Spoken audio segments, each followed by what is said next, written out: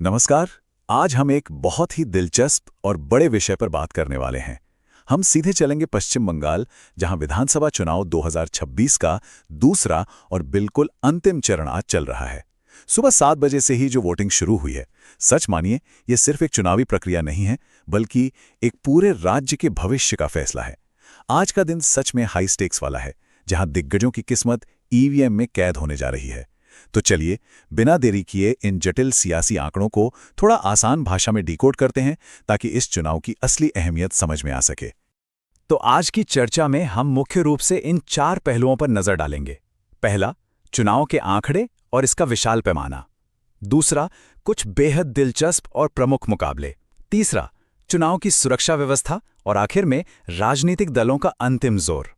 चलिए, सबसे पहले बात करते हैं इन चुनावों के स्केल की, यानी इस अंतिम रणभूमि के आंकड़ों की। देखिए, राजनीति में जज्बात अपनी जगह हैं, लेकिन असली कहानी अक्सर नंबर बयां करते हैं।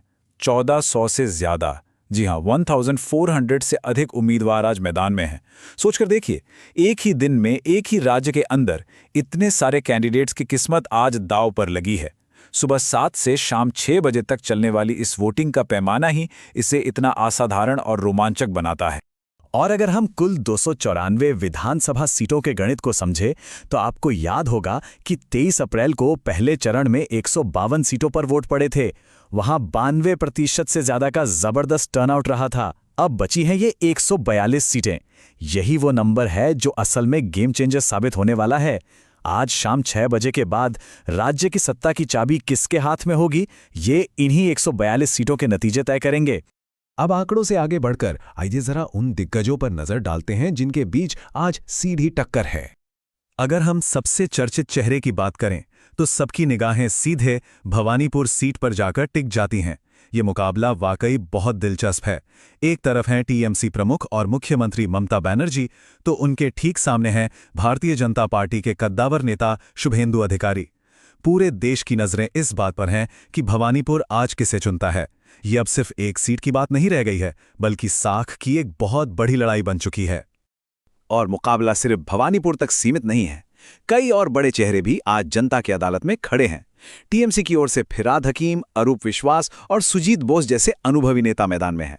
वहीं दूसरी तरफ एक बहुत ही भावुक नाम है रत्ना देवनाथ का। वो पानीहाटी से बीजेपी की उम्मीदवार हैं, और आपको बता दें कि वो आरजी कर मेडिकल कॉलेज की उस दुखद घटना की पीड़िता की मां हैं। उन्होंने आज सुबह ही वोट डाला है। ये सारे नाम हमें बताते हैं कि हर सीट की अपनी एक अलग कहानी और अहमियत है। अब एक और चीज जो इस पूरी लड़ाई को बेहद अनप्रिडिक्टेबल बनाती है, वो है इसका मल्टी कॉर्नर यानी बहुकोणीय होना। मैदान में सिर्फ 2 ही पार्टियां नहीं हैं। टीएमसी और बीजेपी के साथ साथ कांग्रेस और वाम मोर्चा भी अपनी पूरी ताकत झोंक रहे हैं।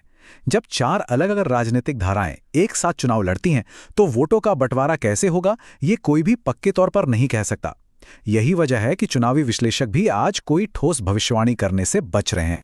इतने हाई वोल्टेज चुनाव में सुरक्षा भी एक बड़ा मुद्दा है। तो आइए देखते हैं कि शांतिपूर्ण मतदान के लिए क्या तैयारियां की गई हैं। हजारों बूथों पर बिना किसी हंगामे के चुनाव कराना सच में किसी बड़े चैलेंज से कम नहीं है। चुनाव आयोग ने एक बहुत ही मजबूत सुरक्षा जाल तैयार किया है, ताकि हर कोई बिना किसी डर या दबाव के वोट दे सके।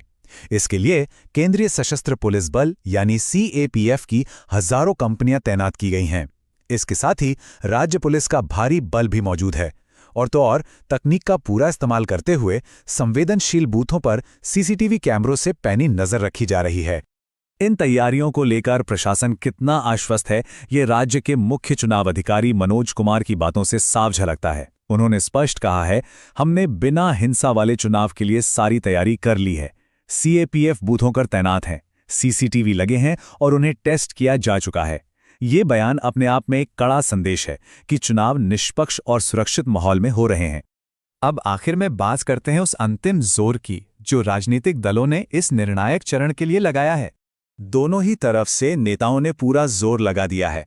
बीजेपी की तरफ से बात करें तो केंद्रीय गृह मंत्री अमित शाह ने एक बहुत ही जोरदार अपील की है।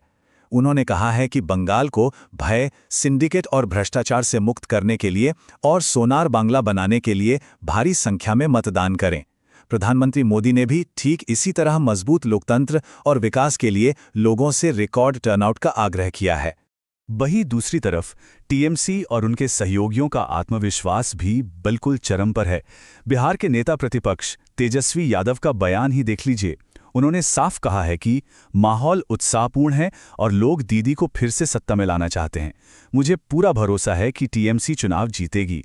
ये दिखाता है कि सत्ताधारी पार्टी अपनी जमीनी पकड़ और ममता बनर्जी की वापसी को लेकर कितनी कॉन्फिडेंट है। और दावों की इस फहरिस्त में केंद्रीय मंत्री सुकांता मजुमदार का बयान भी काफी दिलचस्प है। उन्होंने बड़ा दावा किया है कि बीजेपी ने पहले ही चरण में 100 सीटें पक्की कर ली हैं और अब सरकार बनाने की बारी उनकी ही है। इसके साथ ही उन्होंने टीएमसी पर चुनाव आयोग के काम में बाधा डालने का भी आरोप लगाया है। तो देखा आपने, दोनों तरफ से आ रहे ये परस्पर विरोधी बयान चुनावी सरगर्मी को और भी बढ़ा देते हैं। लेकिन इन सब राजनीतिक बयानों के बीच असल काम तो जमीन पर वोटर्स ही कर रहे हैं। सुबह से ही मतदान केंद्रों पर काफी अच्छी हलचल देखने को मिल रही है। कई जाने-माने चेहरों ने भी सुबह-सुबह लोकतंत्र के इस पर्व में हिस्सा लिया। उदाहरण के लिए पूर्व केंद्रीय मंत्री और बांग्लादेश में भारत के अगले उच्चायुक्त दिनेश त्रिवेदी ने कोलकाता में अपना वोट कास्ट किया। ये दिखाता है कि इस प्रक्रिया में समाज के हर वर्ग के लोग अपनी जिम्मेदारी निभा रहे हैं।